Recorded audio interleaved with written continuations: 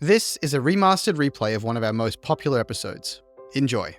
I don't know if you remember those old ads for IKEA where they sort of show all the horrible, brutal machines, these sort of torture devices they create for their furniture to see if it can survive real world use. That is what you want to do to your idea, right? You want to treat it like absolute crap, right? You want to use and abuse it and see if it still comes out the other end the same shape as it went in. And the only way you can do that is out in the market. You're listening to the Startup Podcast. This is an educational episode, in-depth masterclasses about the concepts essential to building, running, and investing in Silicon Valley-style startups.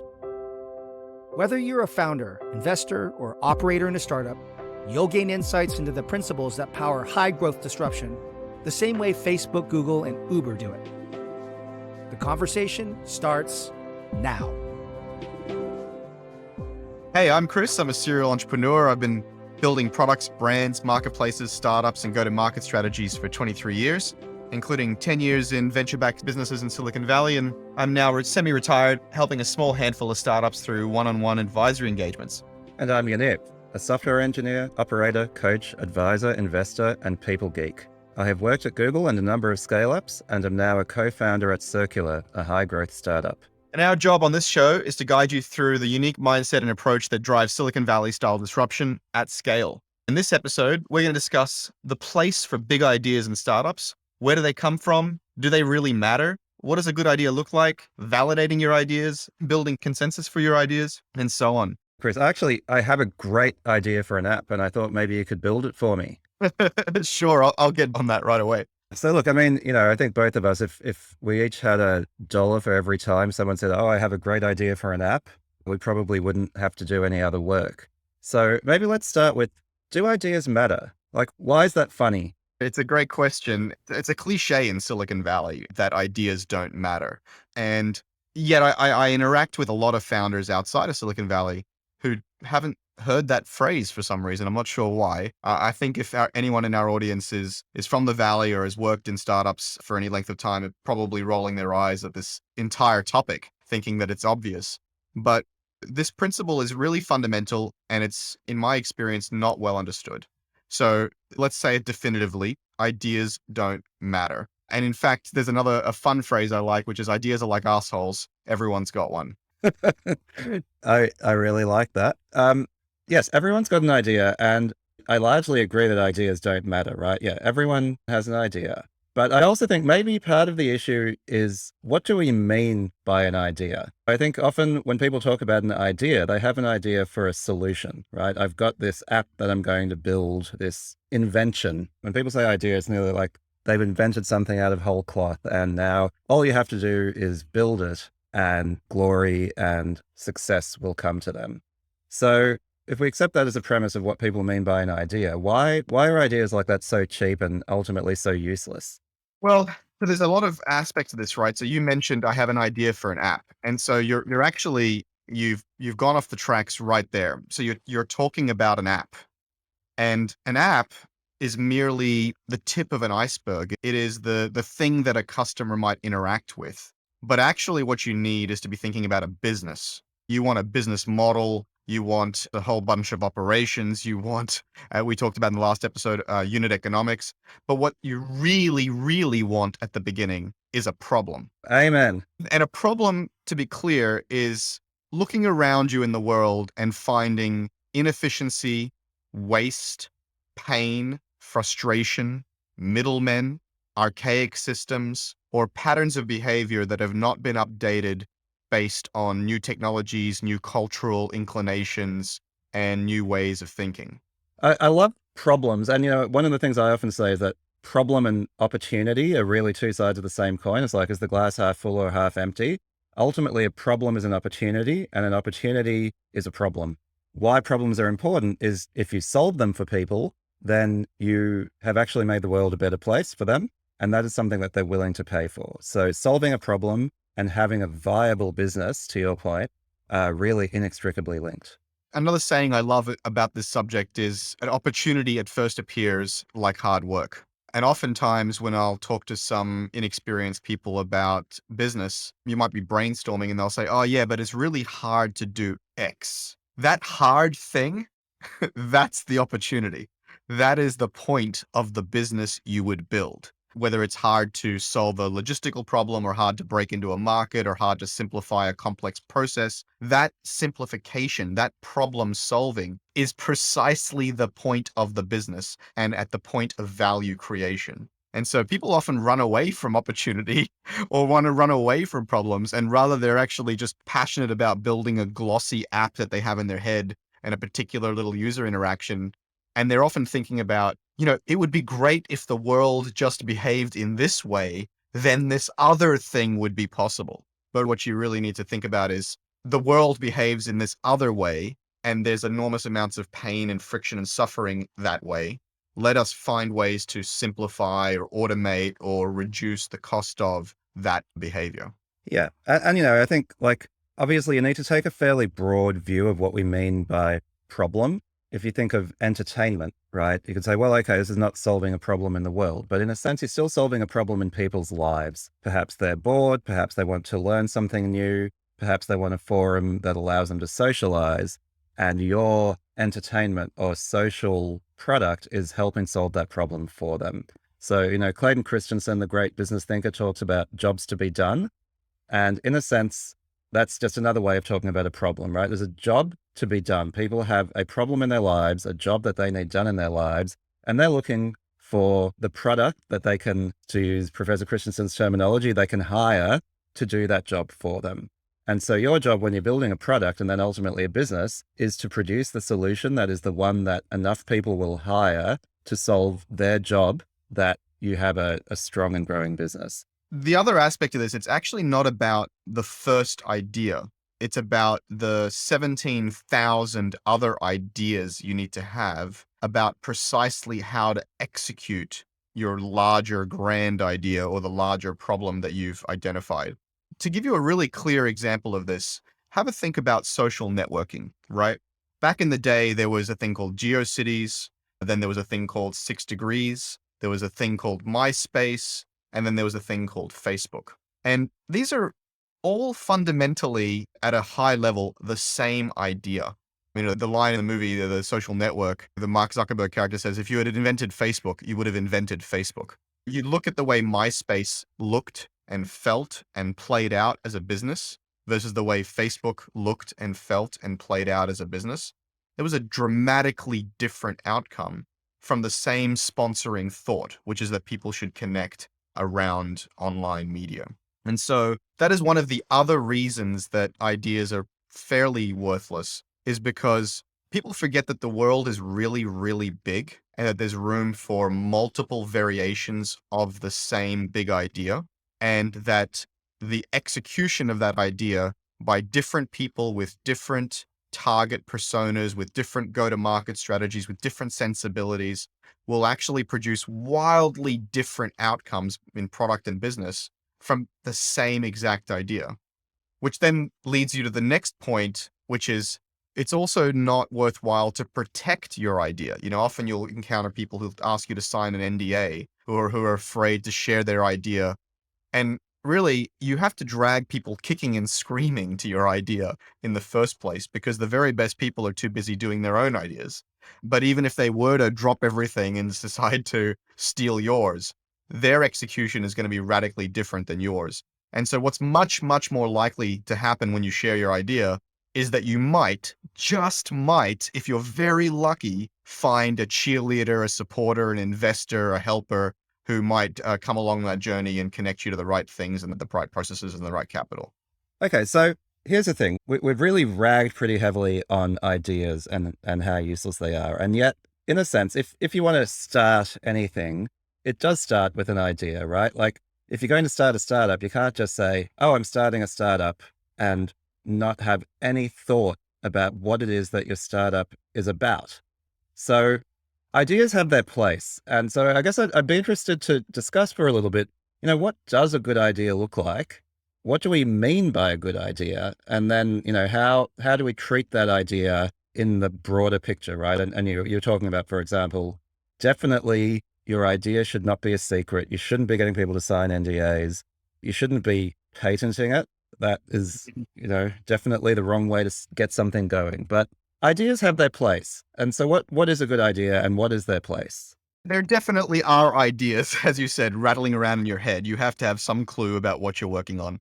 But, again, to really unpack what we talked about at the very beginning here, the idea needs to be about a problem. It needs to be about identifying, as I said, inefficiency, waste, frustration, suffering in some way.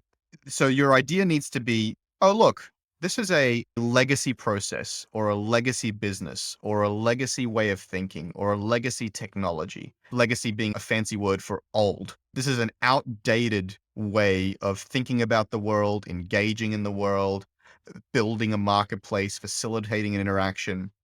And your key insight really needs to be, hey, if I apply a new business model or a new technology or a new cultural norm or a new way of thinking about this problem, I can reduce that pain, reduce that friction, reduce that cost. And from there, you might have some hypotheses, some early instincts about what kind of product or business would solve that. And this is something we should move into perhaps next. The key is to not be attached to that idea of the solution. You have some loosely held hypotheses, but you test them and then you iterate through them, all the while holding on to the problem, not your idea for how to solve it. Yeah, I agree. And I think there's two things to unpack there. One is your idea should be problem focused and not solution focused, right? You can have an idea about a problem that could be well solved. There is this famous quote, I can't remember where it's attributed to, which is fall in love with the problem, not with the solution. Now, what is a good problem? I think you hinted at that, which is people have had a lot of problems for a long time, and they already have solutions to those problems that are perhaps legacy, to your point.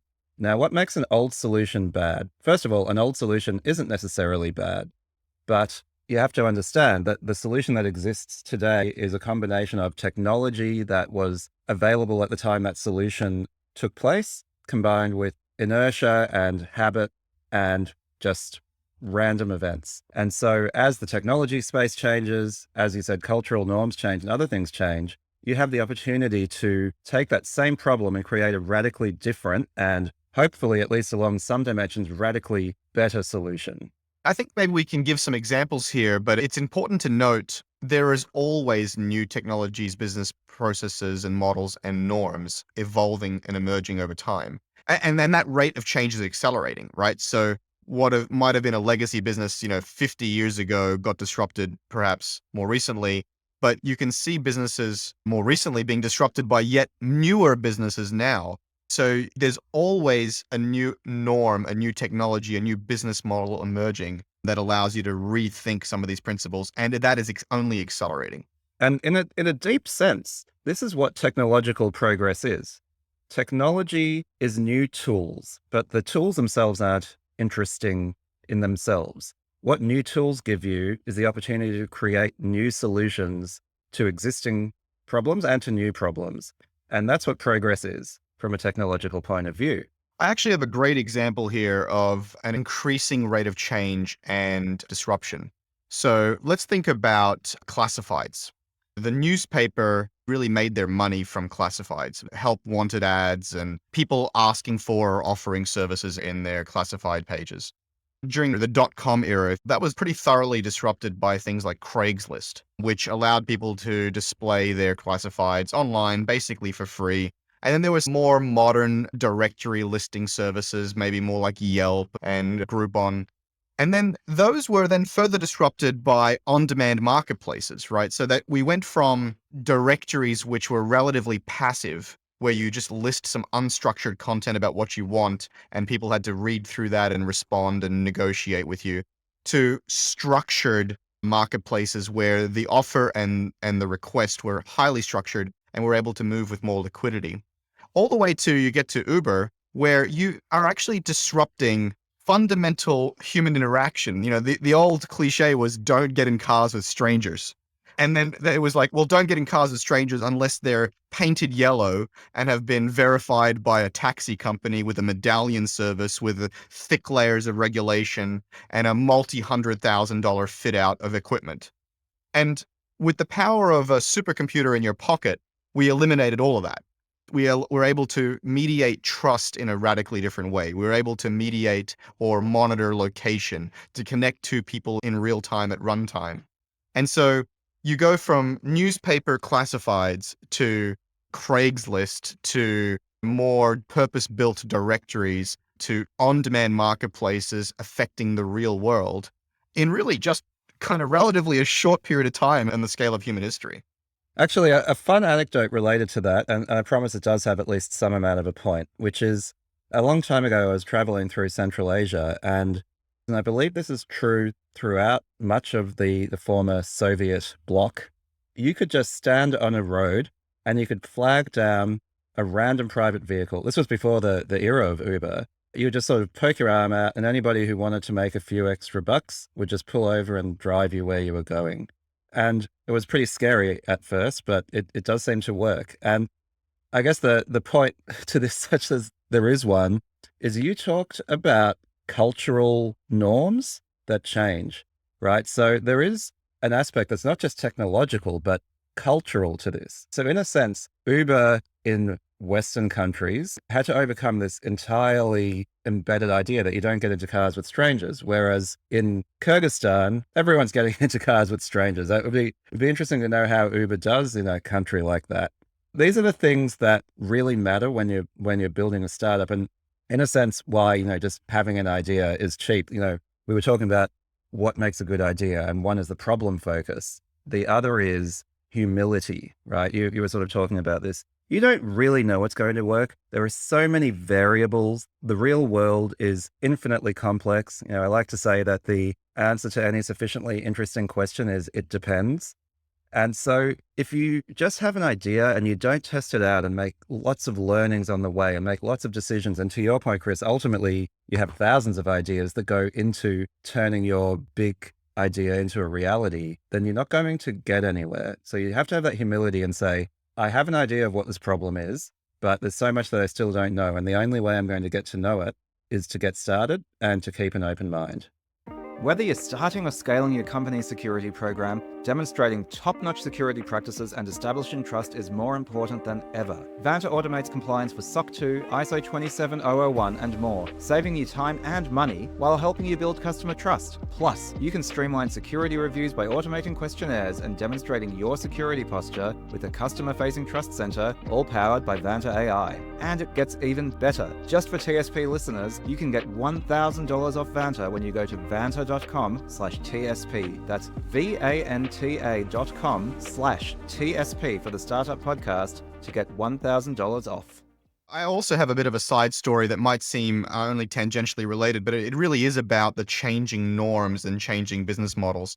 In the old days, people used to be able to stick their hand out and ask for a ride from a stranger. And actually, in the old days, life was really, really peer-to-peer. People would tell stories to each other around the campfire. They would give each other a ride. They would help their neighbor. And then as we developed a certain kind of technology, a certain kind of business model, things became far more top-down. You had these editorial processes of these larger media companies and newspapers and eventually conglomerates. You had these kind of top-down institutions like taxi companies and so on. But what's happening in the new business models, the new era where there is a supercomputer in your pocket, things are actually becoming, again, more peer-to-peer. There is social media instead of top-down broadcast media. There is peer-to-peer rideshare. And so it's actually interesting that the technology broke standard peer-to-peer civilization and the norms changed to be top-down. And then technology is once again breaking the cultural norms and society is becoming more peer-to-peer. You can see these ebbs and flows. And of course, we shape our tools and then our tools shape us and the rate of change accelerates. But let's rotate over to validating your idea. You mentioned, how do you make sure your idea is a good one? Let me touch a little bit on ways that don't work for validating your idea. And maybe, Yaniv, you want to talk more about good ways of validating your idea. I've often seen in markets outside of Silicon Valley a real enthusiasm for validation from media, from academia, and from government. Founders get really excited if the media covers their startup, or if the government gives them a grant, or if academia does a pilot with them or a study. And I can tell you in Silicon Valley, most of them couldn't care less about media, academia, or government. The only kind of validation that matters is user or customer validation. Do people pick it up, use it, retain on it, and eventually pay for it? That's it.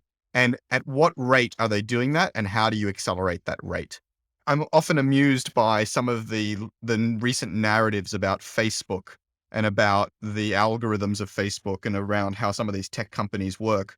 And there's a really, especially in the media, but in other sectors of society, there's a lack of acknowledgement that the problem with Silicon Valley companies like Facebook is not what they're doing. It's that they're doing it way better than historical companies have ever done it before. Every company in the history of the world has tried to create an addictive product that people love. Every one. The only problem is that they haven't succeeded as well as Facebook has. And so it's a little bemusing to look at like, well, how dare they be so addictive? How dare they be so effective? How dare they be so commercially minded? When really they're just extremely effective at the same pattern of behavior that every company has tried before. I mean, my drug dealer says the same thing. Yes, exactly. The drug dealers and Facebook, and they've both cracked the code. That's right. And it's like the fentanyl manufacturers are like, what's your problem? We're giving the people what they want. So, I mean, you're right. There's still a strong moral dimension, I guess I'd like to say. But yes, this is business. You take into its logical conclusion, right? You build a product that people really love to use. That's right. And the same thing with like Uber surge pricing, right? There was a lot of backlash against the idea that Uber would increase prices when there's high demand. But the thing that it continued to amuse me was like, well, the price of strawberries increases when there's high demand, and the price of airline tickets and the price of hotel rooms. And the difference with Uber was that it's hyper efficient, it's real-time priced adjustments, and it was being hyper transparent, which is it'll telling you what the multiple was. But the idea of surge pricing is at the heart of supply and demand. So people were kind of yelling at capitalism. Yeah, and fascinatingly, Uber's gotten much less transparent over the years on surge pricing, and I imagine their testing showed that people were much happier when they had less transparency on it, which maybe actually brings us back to the question of validating ideas in the market.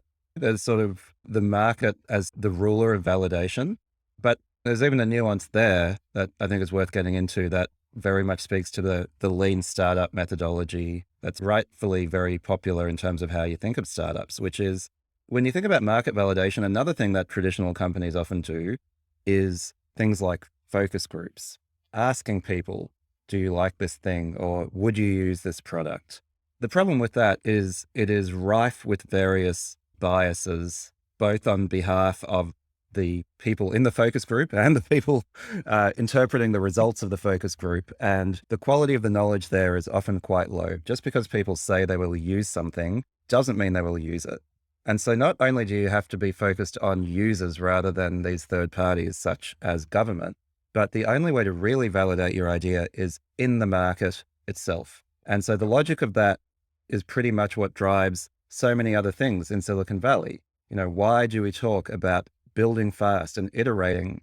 The idea there is really you get your product into the market so you can learn if your solution is actually a good solution to the problem that you are purporting to solve. I couldn't agree more. One of the many problems with focus groups is that people are polite.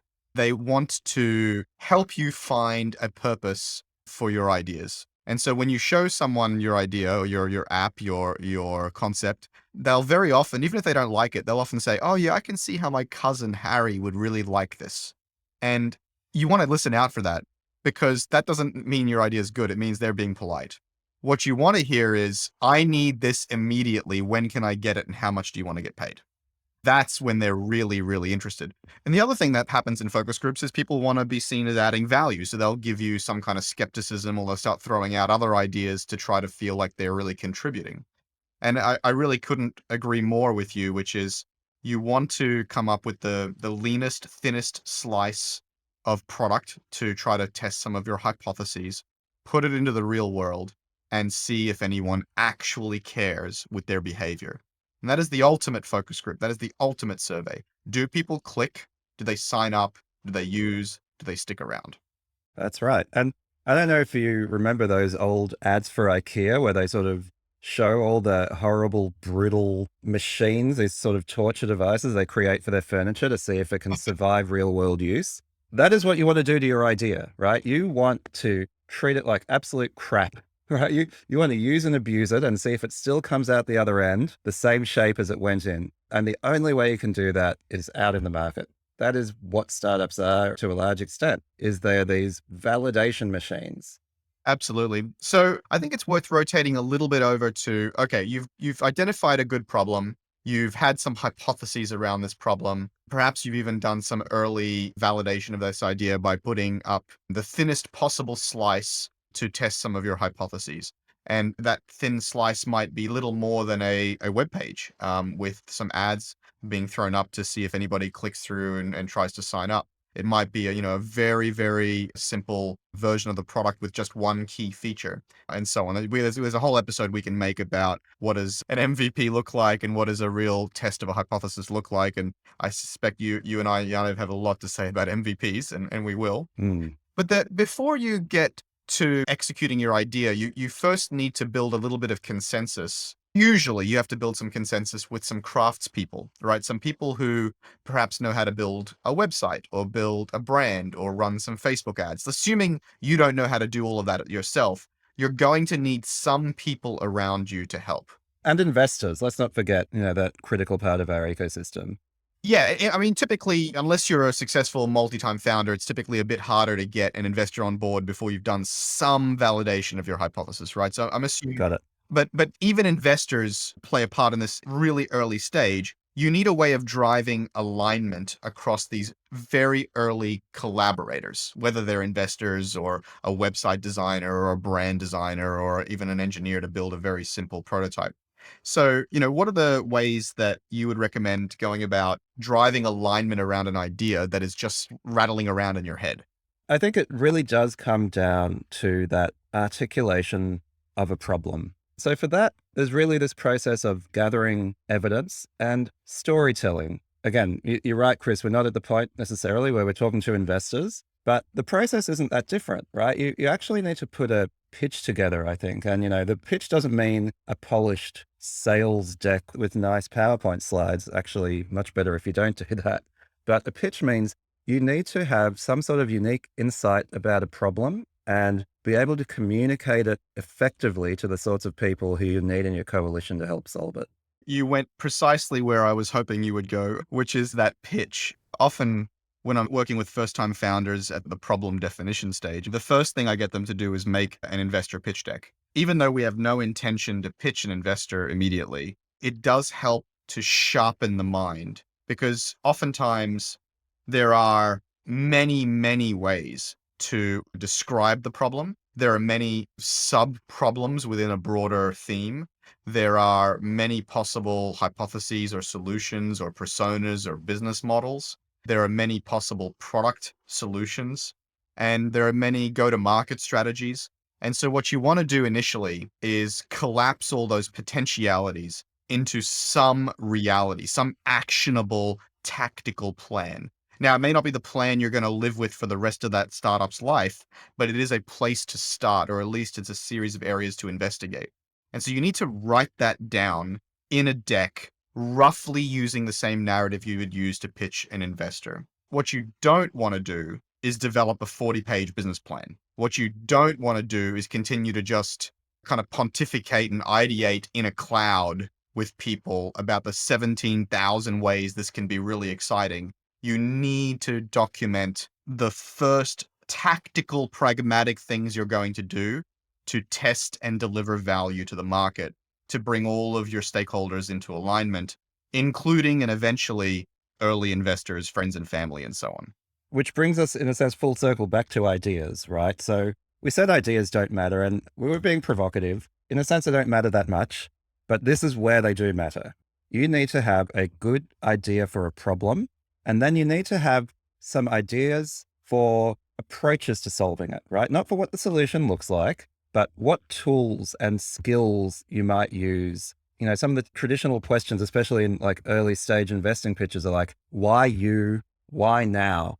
Right? So in order to be able to answer that, you do need to have some idea of the solution space that you might be exploring. And that, in a sense, is what your idea is. So going all the way back, okay, what does a good idea look like? It is something that you can express in this form.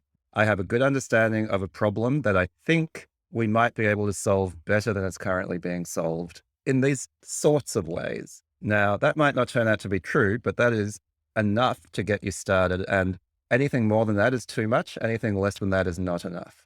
It really is an art rather than a science. And that's why you want to have good people around you, good collaborators. Hopefully some of them have had some experience turning problems, hypotheses, and yes, ideas into real execution. There is probably 2 or 3 or 4 episodes we can do on the next phase of this, which is the execution phase, the operationalization phase. And we will. And so you've got to stay tuned for that. But, I think in today's episode, we touched on what is the place of ideas in a startup? Do they really matter? How you need to focus on problems and how different approaches to solving problems can create wildly different variations from the same high-level idea. How you don't want to really protect your idea, but you want to really find a way to put it into the right people's hands and get them to help you out. How you might validate those ideas. And then ultimately, how do you drive consensus with your early collaborators and then rotate into execution? But I'm super excited about diving into the execution part of the next few episodes.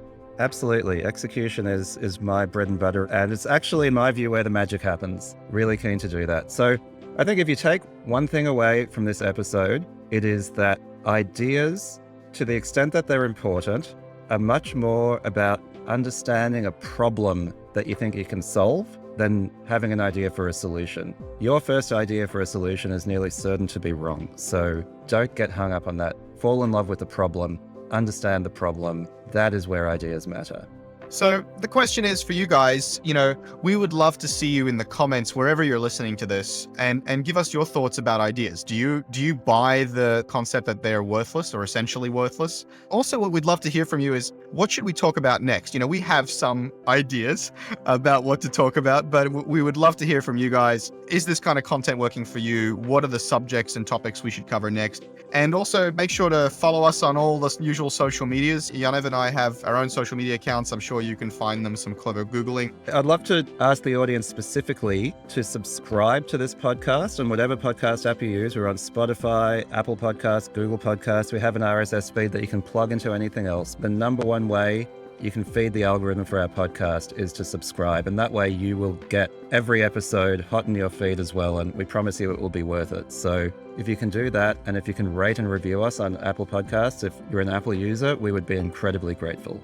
Click all the right buttons, tell the algorithm that you like this, and tune in next time as we start to dig deeper into startups and how to execute ideas. Thanks, Chris. Have a good one. Today's episode of the Startup Podcast was brought to you by Vanta. Vanta automates compliance for SOC 2, ISO 27001, and more, saving you time and money while helping you build customer trust. Plus, you can streamline security reviews by automating questionnaires and demonstrating your security posture with a customer-facing trust center, all powered by Vanta AI. Over 7,000 global companies already use Vanta. Why don't you? Get $1,000 off Vanta when you go to vanta.com/TSP. That's VANTA.com/TSP for the Startup Podcast to get $1,000 off.